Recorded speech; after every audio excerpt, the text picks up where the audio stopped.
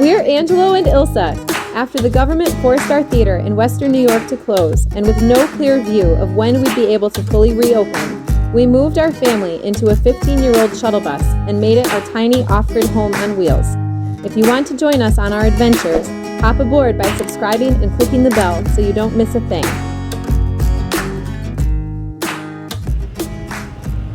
Okay, so we're having a hard time. We were trying to get over the mountains on Route 64, which was an easier thing than trying to take the mountains of Colorado. We spent the morning and first part of the day at the mechanic in, I can't remember the name of the place, I'm so tired, in Colorado, something Springs, Colorado. Peruga? Some Springs, Colorado. We were there at a really nice place, which we talked about earlier, and they changed our fuel filters. We thought it was just the fuel not getting to the engine, causing it to kind of sputter and lose power. But it seemed to work after we left the mechanics, and then we were driving through the mountainous road, which we didn't know was mountainous, up to almost 10,500 feet. The bus was smoking. It wasn't the radiator. Other things were overheating and smoking. Miserable. We stopped. There was snow up there, so we didn't want to stay and risk it getting too cold overnight and causing more problems for the engine if the diesel got too cold, if it got down in the teens, which in that area it does. So anyway, we're driving, no service, and a little bit of service popped up, so we looked for a gas station because the engine is working so hard without the turbo that we are just eating through the fuel, and the closest fuel station was 54 miles, and we had our idiot light come on, and I wasn't sure we were going to make it 54 miles on these winding, curvy, dark roads with no service. So I sent out to about 10 friends. I said, SOS, if you don't hear from me in about 2 hours, please call the police in this area and tell them to send help. Here's where I am. And hopefully, at some point there's a little pocket of service and those messages go through so those friends will see them. And if they don't hear from me, then hopefully at some point an officer will come to help us. Luckily, we can stay warm, we can stay fed, and we have water if we get stuck. However, we did find a tiny little town that doesn't have a gas station, but there's a restaurant, and there happened to be a couple. I think they're the owners, they live here. And the guy said, well, I have some diesel in the back of my pickup truck. You can pull around, I'll sell you, not cheap, but I'll sell you some of my diesel to help you get going. So that takes away one of our problems, except when we went to fill up, he gave us a canister, and we smelled it, and it was gas. So we're like, oh boy, we can't put gas in a diesel engine. We will totally screw it up. So we're going through all these canisters of fuel, trying to figure out which one is gas, which one is diesel. We found one that we are pretty sure is diesel, and we put in 5 gallons, which gave us now back up to, looks like the needle's almost at a quarter tank. So that should be enough to get us the next 30 miles down the road and get to the speedway where we are going to spend the night, and hopefully try to get some more help, find a mechanic who can figure out why the heck this power problem is happening, because we cannot get home this way. We can't get home with the car going 10 miles an hour up hills and blasting through all this fuel. Like, something just isn't right. And no mechanic seems really able to figure it out. I'm exhausted. We haven't had dinner yet. It is now midnight in New York. It's midnight in New York, which makes it 10 o'clock here in New Mexico. We are near Taos, New Mexico. And for some reason, we thought the 64, instead of going through Colorado, dipping down into New Mexico and going across the top of New Mexico, we thought that would be better. It's super mountainous. I don't know what we were thinking. I looked at the topography on the map, and it looked better than Colorado. Maybe it is. Maybe it's worse than Colorado, and we are better off doing this, but I don't know. We should have gone just like straight down into desert land so we could drive on flat land until we figured this out, because this really stinks. This isn't fun, And now we feel a lot of pressure because we're on a deadline to get our extra kid home. So we're taking more of a direct route, which is against our normal way of traveling. So it's like all these things are kind of coming down on us, and we're not doing it our way. And it feels like whenever we don't do it our way, things go wrong. And I'm tired. I'm stressed. And I'm grateful that these people sold us some diesel, which I hope to God is actually diesel, because then we will be in a world of trouble if it was not. But I think the guy does that because he knows there's going to be some travelers that come through that didn't plan and fill up enough fuel. We did. We should have had plenty of fuel to get us the distance we needed to go. But we didn't know we were going to travel 20 miles directly up a hill. It ate up all of our fuel, and the turbo never kicked on. It was a long, terrible drive. I couldn't even really enjoy the scenery. Although once we got to the top and I knew it was mostly coasting downhill, I did enjoy watching the sunset through the trees, and seeing the moon and the sun setting at the same time was quite beautiful. And I'll maybe put some of those pictures in the video because I rather enjoyed that. It was the one little shining moment in this miserable evening. I just don't like feeling scared. I was feeling scared because I thought if we break down or if the fuel completely runs out, we're on this mountainous, curvy highway. How do we get out of the road to then sleep and stay warm and keep the kids safe? Like, we don't want to get out of the bus, but that, we'd have to stay in the bus. And could we get the bus to a safe spot to be able to do that if the bus is immobilized? So I was looking at maybe we just pull over and camp until it's daylight. But that option is terrible because stopping the bus up there with no service, with temperatures dipping down into the teens, could also be perilous and dangerous and leave us stranded for potentially several days or longer until we could reach help. And getting out to walk or ride your bike that distance in the mountains is not really a reasonable thing to do. So I was feeling scared. I think, it's fun to do these scenic byways, but from here until we get home and can really iron out what is going on with the engine, I want to take major highways where there is cell phone service and there are fast food restaurants and Walmarts and all of those creature comforts that I always complain about that now I really wish were all around me at this moment.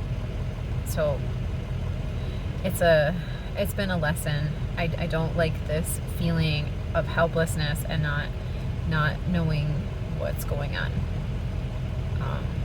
And we've seen 5 different mechanics now. They've all charged us a bunch of money, and they've all done things that were probably necessary, but they didn't solve the issue that we're having. And nobody seems to understand why what's happening is happening. It's like this mystery thing, and we just don't know what it is. And I am kind of over it and want to just sell the bus and be done with it and let someone else figure it out. So we'll update you later on what happens from here.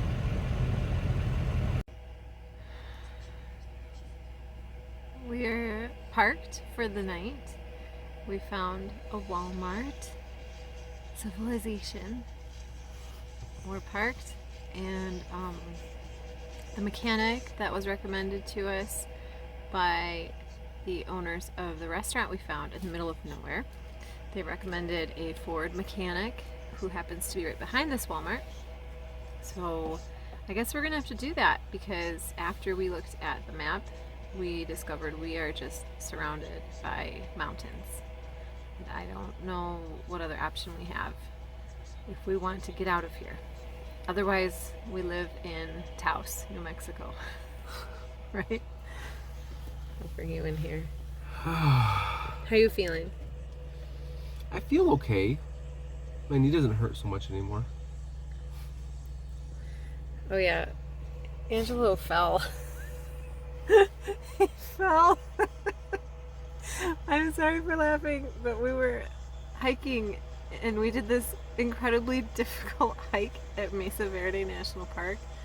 And we made it through the whole difficult hike, rock climbing, exploring old ancient Pueblo cliff houses. It was amazing. And we were walking on this flat rock. and he just tripped on nothing. And then you think he would just fall, but he then like double tripped while he was trying to catch himself. Half rolled, and I thought he was done. So he twisted around and wound up totally upside down on this rock. And it was so scary until I saw that he was okay. Then it was funny. And the memory of it is funny, except he does have kind of a big gash on his leg. A big gash on my leg. I would show you, but I can't contort that way. He was just like a turtle stuck on his back on the rock. But anyway, I'm sorry for laughing at you, dear. You're welcome. I mean, that's okay. You're welcome. I felt like we were protected tonight. We were down to fumes, driving on fumes, and suddenly a restaurant appeared, and the Wild West version of Barney Fife came out and gave us diesel out of the back of his truck. And we didn't know if it was actually diesel or gas, but we made it another, 30 miles. So yeah. Pretty sure it was diesel. So we're okay. I'm calm now.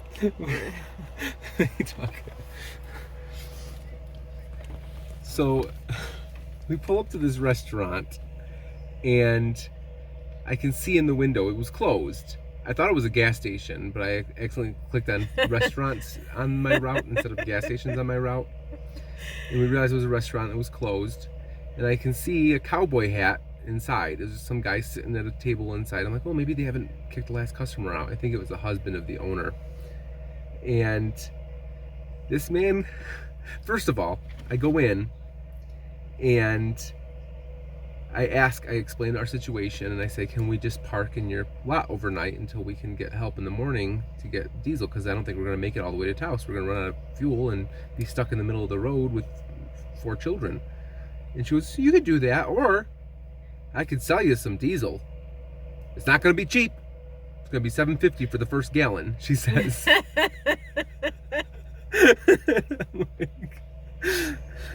But she ended up only charging $30 for 5 gallons, which isn't, it's fine. I mean, you gotta pay a that's premium. They do have to drive into town to fill their jugs that they keep there. Right. And I was grateful that they did that. And they pretty much could have charged anything, and we would have paid it, because that was our only option at that point. Anyway, Barney Fife comes out. So she sends her husband out. I think her husband, the guy in the cowboy hat. Very, very nice, pretty old man. And he comes out and he pulls a ladder down to get onto the back of his pickup truck, and he steps up, and then he pulls a lever and a railing pops out, so this older man can just walk right up onto the back of his pickup truck. And he pulls out this red jerry can, and it says gasoline on the side, and he goes, I don't think that's diesel. And he puts it to the side. And he pulls out another red one, and he sniffs it. I don't think that's diesel either. And he just keeps on checking all of these. And this is my face while this is going on. I'm like, maybe we should just take our chances and go. So then he starts sticking his fingers into each one and smelling them and having me smell them. I'm like, it smells like gas. He's like, no, this is gas. Smell this. And I stick my finger in, and it's cold and it's wet, like water, like cold water. And I'm like, oh, that smells like when I spill gas when I'm filling the lawnmower. That's what it smells like. He goes, now smell this. And he hands me the yellow one. And I'm like, I smell the difference now. Yes, and it's thicker and more oily. So then he comes over to me. With 2 fingers. With 2 fingers held out like this. Here. And he's Here, like, smell this one. Smell this one. And I'm like, why is this my life? But I could tell the difference when you can compare the sniffs back to back like that. Then Yeah. You could tell which one. And it came out it wasn't the color of gasoline. I've seen gasoline poured. Yes. Before. It's clear. Yeah. Clear. This is more of a bluish tint to it. Great. So at this point, I've got a terrible headache, and I'm just praying that this works out. And I was so grateful that they just appeared. That seems to be what happens for us, is we luckily have things appear right when we need them. And we're at a Walmart, and there's other boondockers here, which makes me feel good. So we're wedged between 2 other overlanders. We're going to call this mechanic in the morning, I'm just hoping he doesn't have to do like a week-long thing or order some parts from across the country. I don't know what's wrong, what's going on. We've been reading some forums online to try to get some info, and we're just not really sure what's happening. If we didn't have these huge mountains to climb, I'd say we just try to get home and bring it to our mechanic at home. But we don't want to totally fry the engine by overworking it trying to get through the mountains. And we're going to need to get a lot of fuel. It's going to cost us a lot in fuel because the overworking of the engine is causing us to burn through fuel really quickly. We're going through like 5 or 6 gallons a mile, it seems like. Well, we had, I think it was just over half a tank, and we had about 75 miles to drive before we were getting to a town. And I thought, oh, we'll be fine. And we burned through all of that in like 50 miles. So really inefficient fuel consumption right now, which isn't fun. And it doesn't seem to be a problem if we're on a flat ground, but we were going up a very steep, probably 8 to 10% grade mountain for a good 20 miles, just uphill the whole time. The engine was smoking. We stopped at what we thought was the summit. It was not. There was still another like 1,000 feet to go. It was wild. I couldn't believe it. I looked at the map and I thought this would be a good idea. So I have to take responsibility for this one. I sent us the wrong way. We should have taken the extra 4 hours and driven down to Albuquerque and went around the mountains. Yep. But instead now we're in the middle of them. Don't you say yup. No. You just... I said it. I said it. We're going to be driving through mountains. We should go all the way down to Albuquerque and drive all the way around them. And you looked at your atlas, or as Ambrosia calls it, your Atlantis. It doesn't have topography on it. It did. It just wasn't colored in correctly. Whoever, there needs to be an atlas that shows the actual elevation. We haven't had service for the last several days. We've had really crappy cell service and internet, so we can't just look things up. We have to do it the old-fashioned way, which everyone should know how to do it the old-fashioned way, but there isn't really an old-fashioned way to look up all the elevations and know the changes in elevation. Because, yeah, it might be 10,000 feet elevation, but if the whole place is that way, then you're not going to be going on any hills. It was just kind of a very stressful situation. Anyway, we're going to bed, and I'm happy to just be somewhere where there's other humans and a recommended mechanic. Hopefully he gets us in and we're not living in Taos, but it's a very cute little town. There's all these like little adobe building shops, and again, it's like super touristy. Everything seems touristy that we come across. So that's the update for now.